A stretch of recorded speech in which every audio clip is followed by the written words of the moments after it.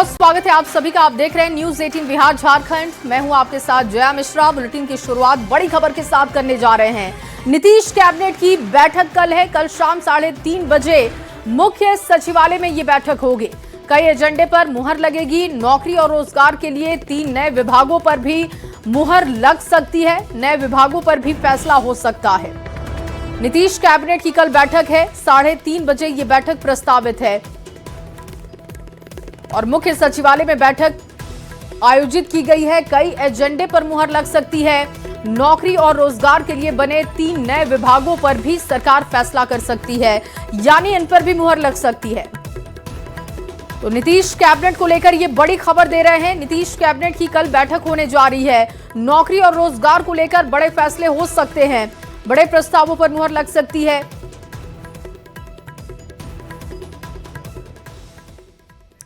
शैलेंद्र ज्यादा जानकारी के साथ जुड़ चुके हैं। शैलेंद्र, कल 3:30 बजे नीतीश कैबिनेट की बैठक बुलाई गई है। बैठक को लेकर क्या कुछ जानकारी? हाँ बिल्कुल, देखिए कैबिनेट की बैठक कल बुलाई गई है। अमूमन मंगलवार को कैबिनेट की बैठक मुख्यमंत्री नीतीश कुमार बुलाते हैं और जब से बिहार में नई सरकार बनी है उसके बाद हर सरकार में कहीं न कहीं जब भी कैबिनेट की बैठक हो रही है, हर बैठक में इस बात पर अधिक लोगों को रोजगार और खासतौर पर इन्हीं चीजों को लेकर सरकार ने गठन भी किया है। तो कई प्रस्ताव साथ साथ माना जा रहा है कि ये भी प्रस्ताव हो सकता है जो 3 नए विभाग का गठन किया गया है उसकी मंजूरी कैबिनेट से मिल जाए। इसके साथ से और भी कई अन्य रोजगार और उद्योग संबंधित निर्णय लिए जा सकते हैं। जी बहुत शुक्रिया शैलेंद्र तमाम जानकारी के लिए। तो देखिए, नौकरी और रोजगार के लिए जो नए विभाग बने हैं उनको लेकर मुहर लग सकती है, इस तरीके की जानकारी है। इसके अलावा रोजगार और नौकरी के मुद्दे पर जो बड़े प्रस्ताव हैं उन पर पहले चर्चा और उसके बाद कैबिनेट से इसको मुहर लगाकर पास करा लिया जाएगा। कल शाम 3:30 बजे का समय बताया जा रहा है। देखिए, प्रधानमंत्री मोदी ने लोकसभा में वंदे मातरम के 150 साल पूरे होने पर चर्चा की शुरुआत की। उन्होंने कहा कि वंदे मातरम अंग्रेजों को करारा जवाब था। ये नारा आज भी प्रेरणा दे रहा है। आजादी के समय महात्मा गांधी को भी ये बहुत पसंद था। उन्होंने ये गीत नेशनल एंथम के रूप में दिखता है और इस दौरान प्रधानमंत्री ने कांग्रेस पर जमकर निशाना साधा। उन्होंने कहा कि कांग्रेस ने वंदे मातरम पर समझौता किया। पिछली सदी में वंदे मातरम के साथ विश्वासघात किया गया और इसे विवादों में घसीटा गया। मुस्लिम लीग ने भी इसका विरोध किया। जिन्ना का जिक्र भी पीएम ने किया और कहा कि जिन्ना ने 1937 में इसका विरोध किया, लेकिन नेहरू ने मुस्लिम लीग की निंदा नहीं की। जिन्ना के विरोध के बाद नेहरू को कुर्सी का खतरा लगने लगा था। जिन्ना के विरोध के बाद नेहरू को डर लगा था क्योंकि वंदे मातरम के कुछ शब्दों पर मुस्लिमों को ऐतराज था। कांग्रेस ने इसकी समीक्षा भी की। कांग्रेस ने वंदे मातरम के टुकड़े कर दिए। कांग्रेस ने मुस्लिम लीग के दबाव में यह फैसला किया। मोहम्मद अली जिन्ना ने लखनऊ से 15 अक्टूबर 1937 को वंदे मातरम के विरुद्ध का नारा बुलंद किया। फिर कांग्रेस के तत्कालीन अध्यक्ष जवाहरलाल नेहरू को अपना सिंहासन डोलता दिखा। बजाय कि नेहरू जी मुस्लिम लीग के आधारहीन बयानों को तगड़ा जवाब देते, करारा जवाब देते, मुस्लिम लीग के बयानों की निंदा करते,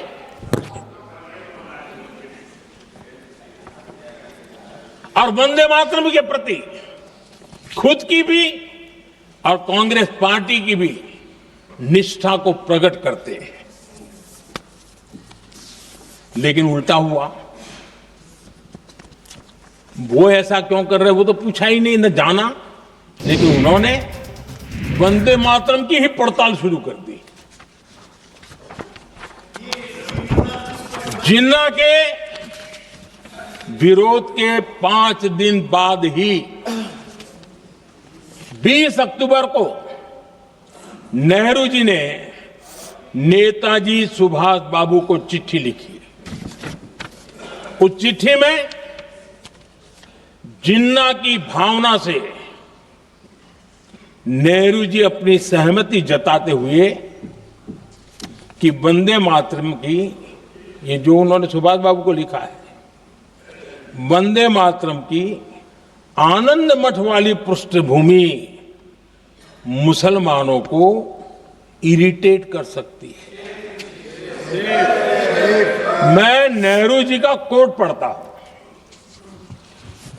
नेहरू जी कहते हैं, मैंने वंदे मातरम गीत का बैकग्राउंड पढ़ा है।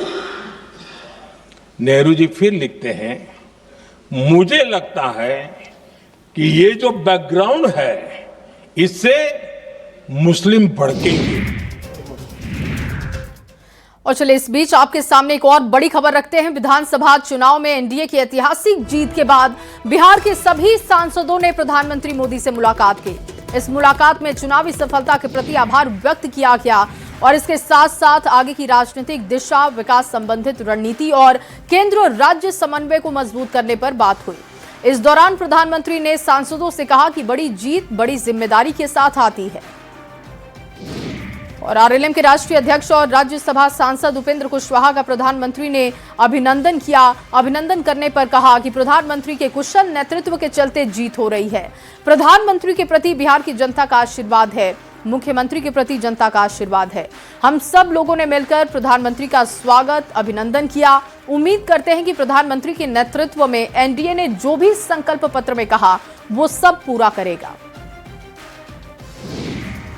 देखिए, प्रधानमंत्री जी का ही कुशल नेतृत्व है जिसके चलते देश भर में एनडीए की जीत हो रही है। इसी क्रम में बिहार में प्रचंड जीत जनता ने दी है। प्रधानमंत्री जी के प्रति बिहार की जनता का आशीर्वाद है, माननीय मुख्यमंत्री जी के प्रति आशीर्वाद है।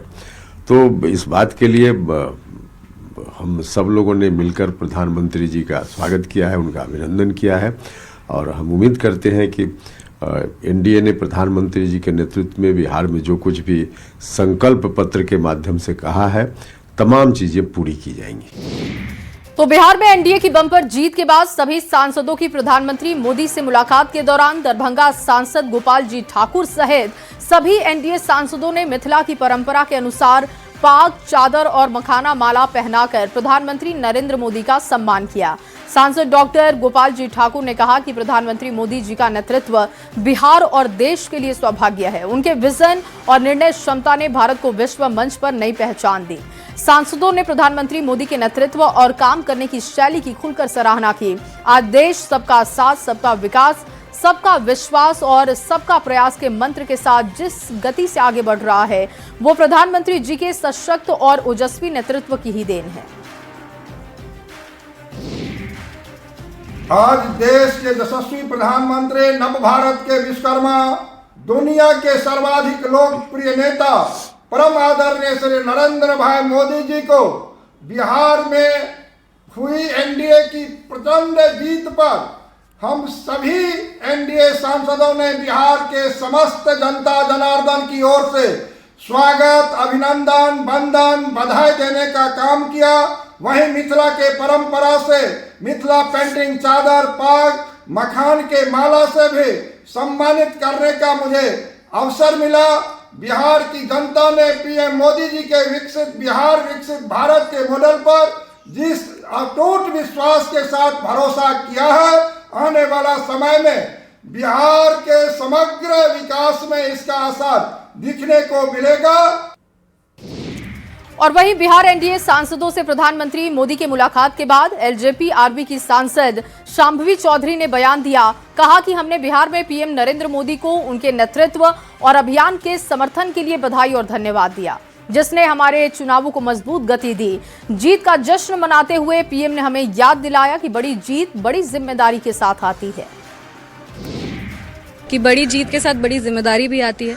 अब बिहार के विकास के लिए जो बिहार की जनता ने हमें जो बड़ी जीत दी है, वैसे हम लोग को बिहार के विकास के लिए एक बड़ा काम भी करना है आने वाले समय में, और ईमानदारी के साथ उसको करना है। देखिए, एनडीए की प्रायोरिटी हमको लगता है बहुत सेट है, और इसीलिए एनडीए को एक ऐतिहासिक और अकल्पनीय जीत भी बिहार में मिली है। एनडीए की प्रायोरिटी विकास है, हर वर्ग का विकास हो, हर जिस भी वर्ग से लोग आते हों, वो हो, महिला हो, पुरुष हो, बिना भेदभाव किए हुए विकास को प्राथमिकता देते हुए विकास के लिए काम करना है, यही हमारा एजेंडा है। और वहीं केंद्रीय मंत्री चिराग पासवान ने कहा कि एनडीए के सभी घटक दलों के सांसदों ने एकमत से प्रधानमंत्री नरेंद्र मोदी को धन्यवाद दिया। जिस तरीके से एनडीए ने बिहार में परफॉर्म किया, सभी पार्टियों के साथ मिलकर जीत हासिल की, उसके लिए प्रधानमंत्री के नेतृत्व का आभार जताया। आज प्रधानमंत्री जी को एनडीए के तमाम सांसदों ने और तमाम घटक दलों ने एक साथ एकजुट होकर उनका धन्यवाद किया। जिस तरीके से प्रधानमंत्री नरेंद्र मोदी जी की वजह से, मुख्यमंत्री नीतीश कुमार जी की वजह से और एनडीए पांचों घटक एक साथ आने की वजह से जिस तरीके से प्रचंड जीत बिहार में एनडीए को मिली है, इसके सूत्रधार मेरे प्रधानमंत्री रहे हैं। तो आज तमाम सांसदों ने मुलाकात कर उनको विशेष तौर पर धन्यवाद, बधाई दी।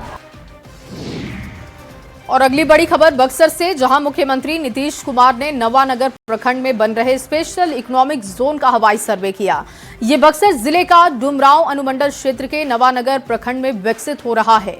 जानकारों की माने तो अब मुख्यमंत्री नीतीश कुमार के आगमन के बाद ये स्पेशल इकोनॉमिक जोन अब मात्र औद्योगिक परियोजना नहीं, बल्कि बिहार सरकार की प्राथमिकताओं में शामिल हो गया है।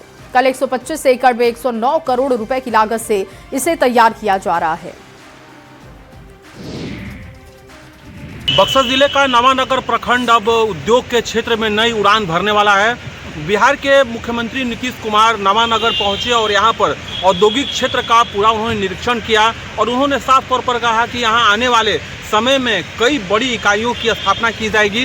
फिलहाल यहाँ 3 बड़ी इकाई चल रही है, उसे देखने के लिए मुख्यमंत्री नीतीश कुमार अपने पूरे काफिले के साथ पहुंचे। उनके साथ उप मुख्यमंत्री सम्राट चौधरी भी थे। मुख्यमंत्री ने तकरीबन 1 घंटे तक इस पूरे जो ये औद्योगिक जो क्षेत्र है नवानगर प्रखंड का इकोनॉमिक जोन इसे घोषित किया गया और इस पूरे क्षेत्र का मुख्यमंत्री ने निरीक्षण किया और उनके साथ जो टीम आई थी पटना से, उन्हें साफ तौर पर निर्देश दिया है कि जो पूरा जो ये इकोनॉमिक जोन है, यहाँ जो निवेश करना चाहते हैं, जो बड़े उद्योग लगाना चाहते हैं व्यवसायी, उन्हें यहाँ पर मौका दिया जाए और ये पूरा जो क्षेत्र है आने वाले समय में उद्योग के क्षेत्र में एक नया आयाम दिखने जा रहा है। पुष्पराज, न्यूज़ 18 बक्सर।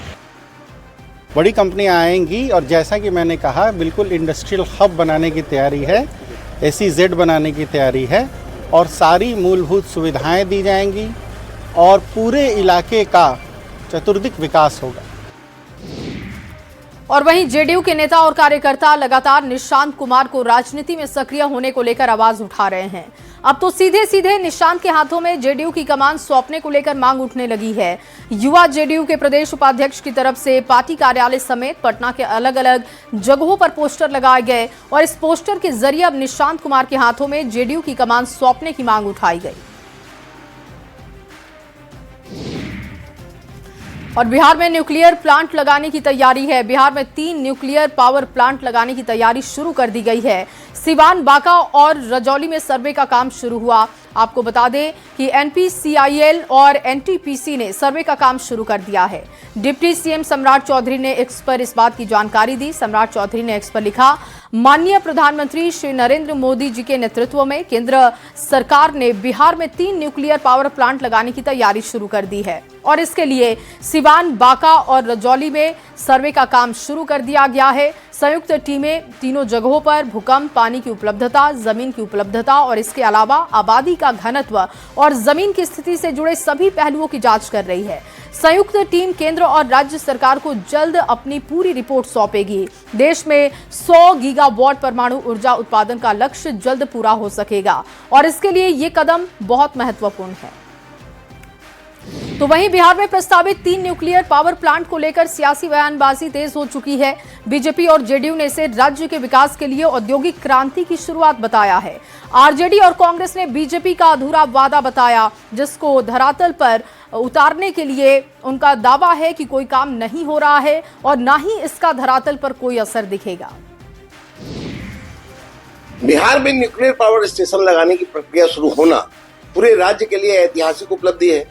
सिवान और रजौली में सर्वे का प्रारंभ होना बताता है कि बिहार अब ऊर्जा के क्षेत्र में देश के सबसे अग्रणी राज्यों की कतार में खड़ा होने जा रहा है। इस परियोजना से न केवल बिजली उत्पादन में क्रांतिकारी बढ़ोतरी होगी, बल्कि औद्योगिक विकास, रोजगार और निवेश के नए अवसर भी प्राप्त होंगे।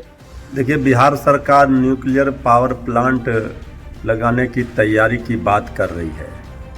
ये दावे वादे कितने हकीकत में तब्दील होते हैं ये तो समय बताएगा। 20 वर्षों से तो सरकार ने जितने वादे किए वो पूरा हुआ नहीं, सरजमी पर कुछ दिखा नहीं। स्विस बैंक में जमा काला धन भी वापस आने वाला था, आ गया। सालाना 2 करोड़ लोगों को नौकरियां और रोजगार का भी वादा था, वादा पूरा हो गया। पर ये भाजपाई हैं भाई, पूरे 4 साल तक ऐसी ही बड़ी बड़ी बातें करेंगे और 5वें साल फिर हिंदू, मुसलमान, बांग्लादेशी, रोहिंग्या इसी आसरे चुनाव लड़ेंगे। बिहार में न्यूक्लियर पावर प्लांट की स्थापना यह नीतीश कुमार जी और नरेंद्र मोदी जी की चमत्कारिक जुगलबंदी का परिणाम है। बिहार अब कई सारे ऐसे हैरत अंगेज विकास कार्यों का साक्षी बनने जा रहा है जो और वहीं बिहार में जल्द ही 100 फास्ट ट्रैक कोर्ट का गठन किया जाएगा। इसको लेकर ये जानकारी सामने रखी गई है। इससे लंबित मामलों को निपटाने में तेजी आएगी। बिहार के उप मुख्यमंत्री और गृह मंत्री सम्राट चौधरी ने कहा कि राज्य में 100 फास्ट ट्रैक कोर्ट का गठन होगा। उन्होंने कहा कि इसकी स्थापना का मुख्य उद्देश्य लंबित मामलों का निपटारा होगा, न्यायालय का बोझ कम करना, संवेदनशील मामलों पर उचित ध्यान और समय देना होगा। उन्होंने कहा कि राज्य के विभिन्न कोर्ट में 18 लाख से अधिक लंबित मामले हैं। पटना में 8 फास्ट ट्रैक कोर्ट प्रस्तावित हैं, जबकि गयाजी, मुजफ्फरपुर, दरभंगा और भागलपुर में 4-4 अदालतें स्थापित की जाएंगी। 100 फास्ट ट्रैक कोर्ट स्थापित किए जाने के लिए कर्मियों की नियुक्ति भी बड़े पैमाने पर होगी। और बिहार में 100 फास्ट ट्रैक कोर्ट की स्थापना की घोषणा का एनडीए नेताओं ने स्वागत किया और कहा कि निर्णय बिहार में कानून व्यवस्था को और मजबूत बनाने और न्याय व्यवस्था को तेज करने की दिशा में मील का पत्थर साबित होगा। ये बीजेपी और एनडीए की जीरो टॉलरेंस नीति का प्रमाण भी होगा। मुख्यमंत्री नीतीश कुमार जी के नेतृत्व में बिहार को अपराध मुक्त और विकासशील बनाने की प्रतिबद्धता को दर्शाता है। आरजेडी और कांग्रेस ने इसको टारगेट किया।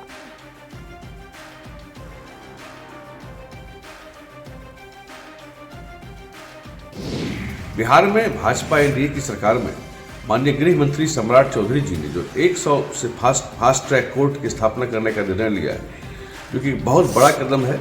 यह न्यायिक गतिशीलता को बढ़ाएगा, आगे बढ़ाएगा और अपराधियों पर जो 18 लाख से अधिक मामले बिहार में लंबित हैं, उन मामलों को निपटाने में बिहार में तेजी आएगी। कानून व्यवस्था में तेज सुधार देखने को मिलेगा। अपराधियों और माफियाओं में भय पैदा होगा। निश्चित रूप से नीतीश कुमार जी के नेतृत्व में सम्राट चौधरी जी का एक बहुत ही प्रभावशाली और ऐतिहासिक कदम है बिहार में कानून का राज स्थापित करने के लिए।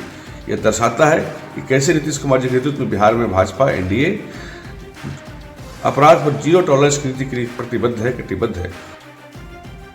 देखिए, इस एनडीए सरकार में लॉ एंड ऑर्डर पूरी तरह से डिसऑर्डर हो चुका है और अपराधियों का तांडव जारी है। सरकार रोज नए नए दावे कर रही है। फास्ट ट्रैक बनाने के दावे किए जा रहे हैं, तो सरकार को किसने रोका है? ये तो पहले भी ये बात कही गई थी। लेकिन जब अपराधियों को सत्ता का संरक्षण होगा तो आपराधिक मामलों में कमी नहीं आ सकती है। देखिए, ये इस सरकार की स्वीकारोक्ति है कि बिहार में कानून व्यवस्था की हालत बहुत खराब है। ये बात हम लोग शुरू से कहते आ रहे हैं। अब कम से कम सम्राट चौधरी जी को गृह मंत्री बनने के बाद ये तो पता चला कि स्थिति इतनी भयावह है, इतनी खराब है कि लोगों को समय पर इंसाफ नहीं मिल पा रहा है। अपराध की घटनाएं बेतहाशा हो रही हैं। वो लगातार इस पर काम करने की कोशिश कर रहे हैं, लेकिन पता है कि चूंकि अपराधियों को संरक्षण देने वाली सरकार है तो अपराध पर लगाम कहाँ से लगा पाएंगे। राज्य सरकार की ओर से माननीय डिप्टी सीएम सम्राट चौधरी ने 100 नए फास्ट ट्रैक खोलने की घोषणा किया है। राज्य सरकार की ओर से आपराधिक मुकदमों की त्वरित सुनवाई के लिए और अपराध कांडों में शामिल लोगों को तुरंत सजा दिलाने के लिए यह कदम उठाया गया है। आगामी आने वाले दिनों में राज्य सरकार के इस पहल से इसके सकारात्मक असर दिखाई पड़ेगा। बिहार सरकार द्वारा 100 फास्ट ट्रैक कोर्ट के गठन का फैसला निश्चित रूप से ऐतिहासिक है। उप मुख्यमंत्री सम्राट चौधरी जी ने 18 लाख लंबित मामलों के शीघ्र निष्पादन का जो संकल्प लिया है, ये कानून व्यवस्था को गति देगा, न्यायिक प्रक्रिया को मजबूत करेगा और आम जनता को समय पर न्याय दिलाएगा। और वहीं फुलवारीशरीफ के जेडीयू विधायक श्याम रजक ने नेता प्रतिपक्ष तेजस्वी यादव पर निशाना साधा और कहा कि वो चुनाव के बाद गायब हैं। उनको ढूंढने का काम आप लोग कीजिए। चुनाव में काम की बात की थी, काम जीत और बात हार हो गई। उन्होंने पहले जीतने की बात कही थी, बाद में हार हो गई। उन्होंने मुख्यमंत्री नीतीश कुमार की उपलब्धियों का जिक्र करते हुए कहा कि नीतीश कुमार ने काम किया, 10वीं बार मुख्यमंत्री बनकर रिकॉर्ड में अपना नाम दर्ज करा लिया है। बिहार राज्य अल्पसंख्यक कल्याण आयोग के अध्यक्ष रसूल बलियावी ने भी तेजस्वी यादव पर हमला किया। सीएम नीतीश कुमार की जमकर तारीफ की और साथ ही उन्होंने कहा कि अल्पसंख्यकों को सुरक्षा, सम्मान और विकास का भरोसा नीतीश कुमार ने दिया है। जो लोग गायब हैं उसका खोजने का काम आप लोग कीजिए, उसका हम लोग क्या जानते हैं। हम लोग काम में विश्वास करते हैं। ये चुनाव भी काम बनाम बात का था, बातें हार गई, काम जीत गया और वर्ल्ड रिकॉर्ड में नीतीश कुमार जी को 10वीं बार मुख्यमंत्री बनाया गया। हम लोग उस काम पे काम करते हैं। 2005 से अब तक बिहार के मुसलमानों के लिए, दलितों के लिए, महादलितों के लिए, हर बिहारी के लिए अगर किसी ने बेहतर किया है और बेहतर करने का एजेंडा है तो बिहार के मुख्यमंत्री नीतीश कुमार के पास है। इनके यहाँ परिवार नहीं, इनके यहाँ धर्म नहीं, इनके यहाँ जात नहीं है, इनके यहाँ क्षेत्र नहीं है।